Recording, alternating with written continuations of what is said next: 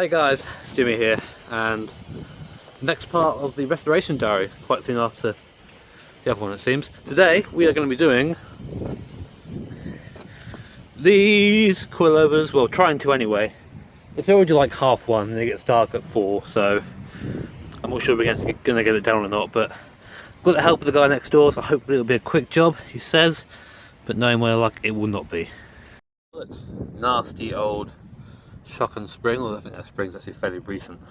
That's got to come out, so bolt down there, 2 up there, should come out easy, right? Well, judging by how difficult it was to get the fucking wheel off, I don't think so.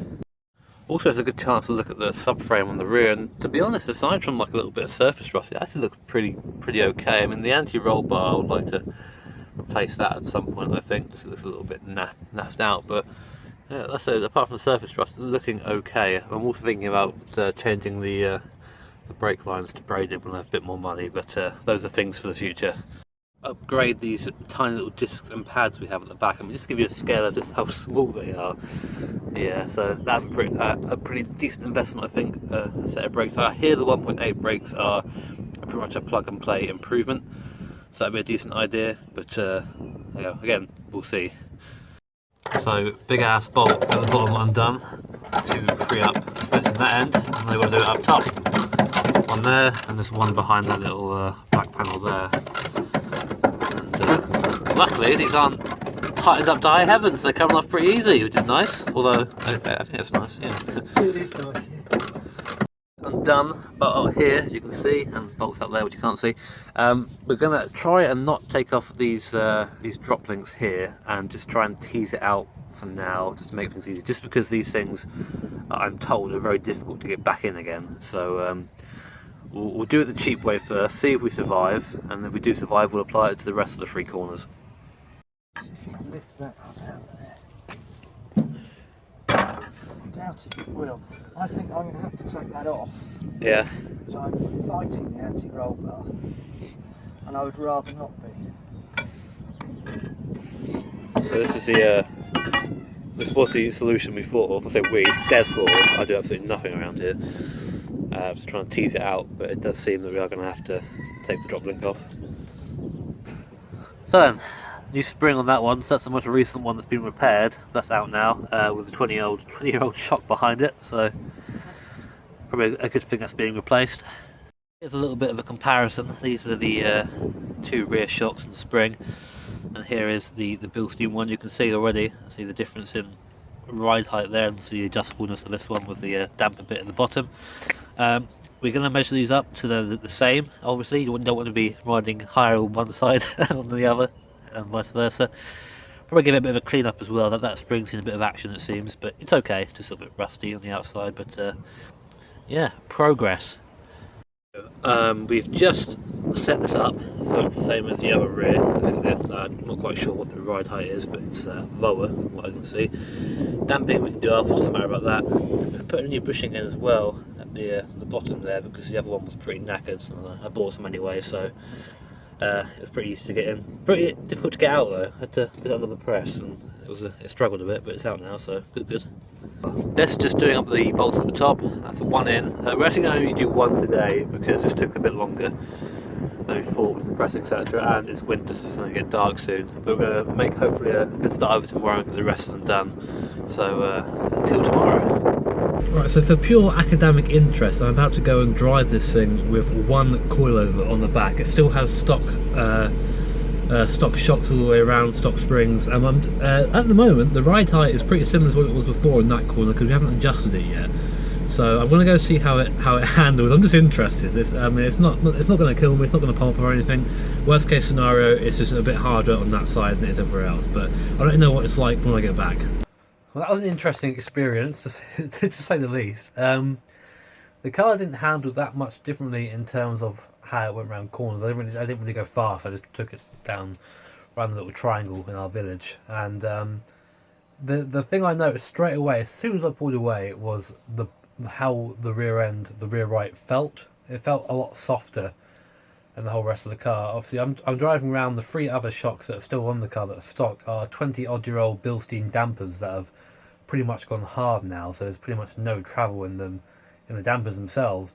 So having you know, this gas coilover on the right rear that is sort of new, well not new, but you know, it's still in its prime, it's still good, it's still bouncy, was a very weird sensation. Currently the dampening is on the minimum, so it wasn't bouncy, it just absorbed everything. So I felt just the rear right just being a lot more, I don't know, a lot nicer to drive with, and hoping by the time we get obviously the rest of them on, that'll be a feeling we get all around. But we still need to take the ride height down a little bit on the rear, because at the moment, like they're quite a high ride height, just so we can get them on, just so we could have a reference sort of for all around.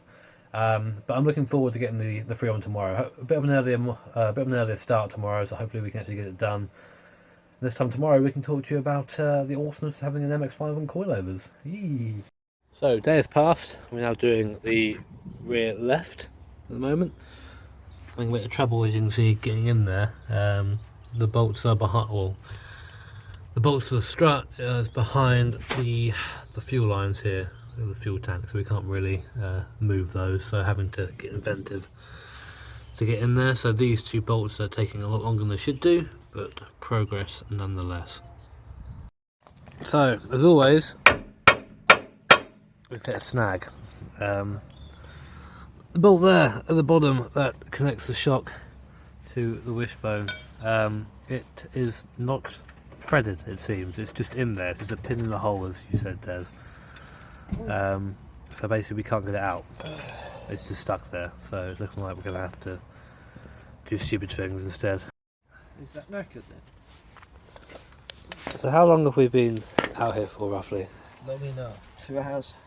2 hours. Most of that time spent on one bolt, which... Oh fuck me, that was really good gear. What? Look at this. That's Bilstein. Yeah. The one we've taken out's Bilstein as well. Well, Bilstein all around, but they're just old. But it's finally out, and it basically means that, yeah. We leave the car here. Yeah, we're done now. We'll leave it. Bored of it now. Well, day 3 of doing this, because Des isn't around today, he's been helping me out, so I'm doing it on my own. Just going to do the front now, because the rear are done. I've driven around a bit with just rear coilovers, which I wouldn't really suggest, because it's not really the best thing to have mix and match suspension struts, but I can already tell that even with them being overly damped, I mean they're only on a very high damping session at the moment, setting, sorry, and even with that I can feel the rear is a lot more sturdy and a lot more planted than it was before. So I'm just doing the front now, and hopefully I'll be able to get this done today, because it's about 1 o'clock now, so I've got a long time to mess around with, and hopefully this will show up later, because I think he has some of my bushings and I need them back. So same as always, just starting at the top, looking at my discs at the moment. I feel like I'm going to need some new discs pretty soon, and some new pads, but that's not really the biggest concern at all. Looking like this wishbone is going to need replacing soon as well. It's okay for now, but you know, it's something that I need to look at in the future. So the first thing I've done is taken the wheel off, of course, so I can get to it, and we're just loosening the top bolts here to get it a little bit looser, to make it easier to pry out. Working on this car can be so frustrating sometimes. You see down there is a bolt, which I can't focus on, there you go, or a nut I should say, sorry, and it is just rounded little buggery, and I cannot get it out. I mean, that one was fine, came super easy. I spent the last half an hour trying to get this one out, so I'm probably going to have to just like break it off or saw it off or something, but it's super frustrating. It just means little jobs like this, instead of taking an hour, take like 3 or 4 hours, and it's just, old cars.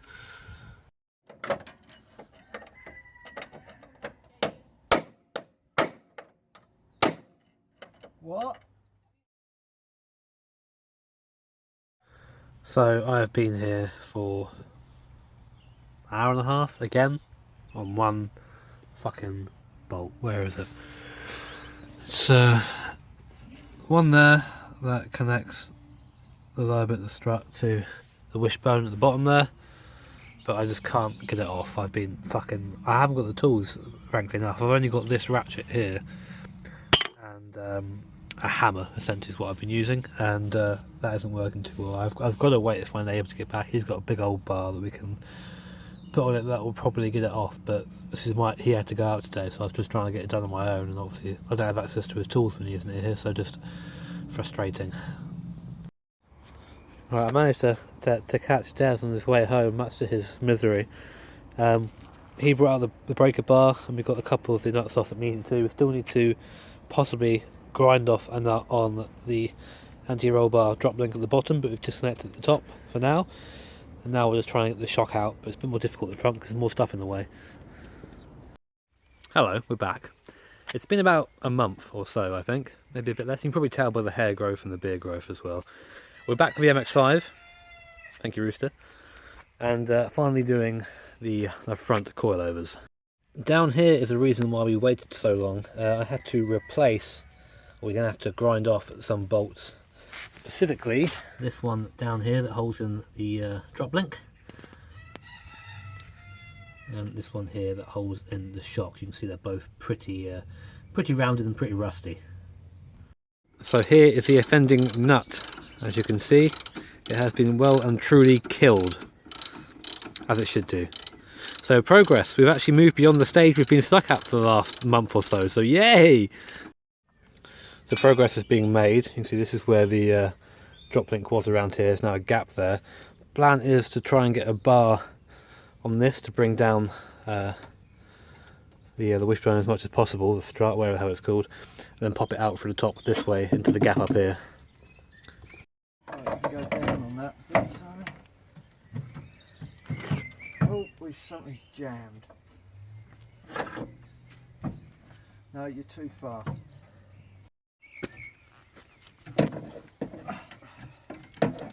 Rotate. Right, okay. Okay, I've got the weight here. Right, okay, it can come up. Leave it like that. Finally! Good job, Des and Simon. Des, what do you think of the front right suspension on these MX-5s? And you enjoy them? Buy German. Buy German.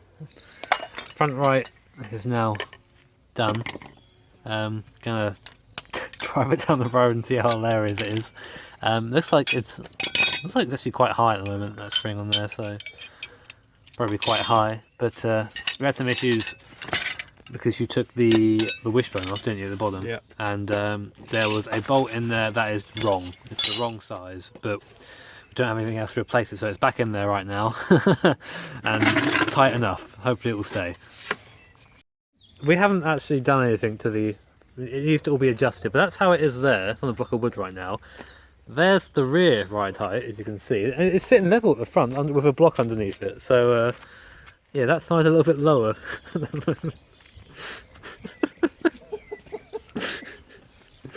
This is gonna be a fun drive. Snapchat at this stage.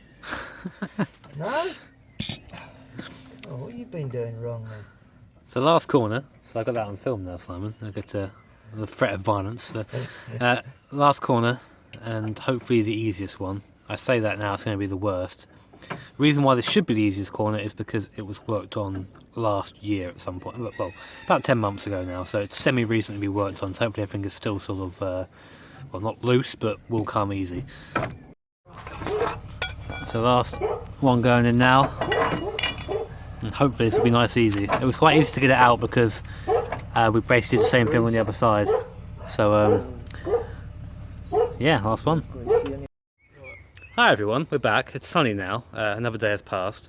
Last time you saw us, all the shocks are now fitted. So the coilovers are on. Now we're just going to adjust them and lower them so we can have a low-riding MX-5 beast. So I'm joined by Sam. Hello. Here in the background. He's going to be my personal assistant today. Basically means he's going to do everything. I'm going to sit by and drink stuff, so it's going to be good.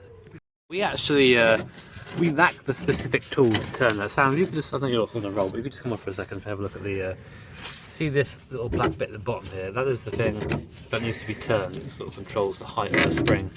Sorry, it's a bit of a blur right now because of this, there you go. And we lack the tools, the special key you have. We don't have that, so we're doing it the manual way right now. It seems to be coming down alright. It's, hard to tell. It was at 5.5 inches, or sorry, 5.5 inches, so you're 5.5. We're going to try and bring it down to 4 and then see how that how it sits after that. We were just winding down the spring here to see how much sort of, there you go, put it in Des, how much ride height we can get out of it, I suppose. And we've come to an interesting problem of preload, or lack of. So basically, what that means is when we go over a bump or something and there's no weight on the back of the car or on the spring, that happens. The spring becomes loose. which is, as Des says, not a great idea. It means death. It can get quite out of shape. There you go. We can have that. Oh, Jesus. Okay, so maybe a little bit less than that. I haven't actually done a sort of before video. Here's what it looks like now. We've actually done the rear right, so you can't see it right now. But that's our ride height at the moment. We aren't going to go much lower than that because of the preload on the spring. We want to make sure there is some preload. Yeah, at the moment this is how it looks, and I'll give you an idea again how it looks afterwards. So we've just been tweaking the rear suspension, and as I said before, we were in danger of taking all the preload off of the rear suspension, and we, as Des came along and told us that was a bad idea, we wound it back up again. The ride height isn't all that different. I'd say maybe we've lost an inch or so off the rear, but the performance that we've got just through the proper dampening and the proper preload on there far outweighs any sort of ride height thing. For road use right now, I think this is the best it can possibly be. It's definitely an improvement from what I've been used to, I can tell you that. So to the untrained eye, it just looks exactly the same. But we did something quite important today. We actually set up the rear suspension properly. The front is actually done already. It's pretty nice, and nothing wrong with it there. But there's a little bit of preload now on the spring, which essentially means when we're going through corners, I'm not having it jump around so much. It's very flat. It's such a vast improvement over the Bilstein stock dampers, I can't even say. But for general road use, I think this is probably going to be the best we're going to set it up for now anyway. But if I ever end up taking it on the track, maybe we'll try something different. But just for driving it around and driving it to and from various places, this is perfect. So there you go, coilovers finally done and on the car. It did take a couple of months, and there was a period where I was running around with only 2 coilovers on the back and stock springs at the front, but it's such a big improvement over what it was. I know I've just sort of said that already, but the car before, my mum has a Honda Jazz, an automatic car, and that handled better than the MX-5 did on the old Bilstein shocks. Now it's a go-kart. It's so fast through the corners. It's very hard to describe without you being in the car with me, but it's just very quick, and it's a big improvement. And it's really nice to see it get better because it's an old car, and I really love putting this love into it. So, but anyway, guys, hope you enjoyed the video. I hope you enjoyed me sort of very badly muddling my way through putting coilovers on the car. If you did like it, make sure to hit that like button, and if you really liked it, hit subscribe to be notified of future videos. Take care, guys. Have an awesome day. See you next time.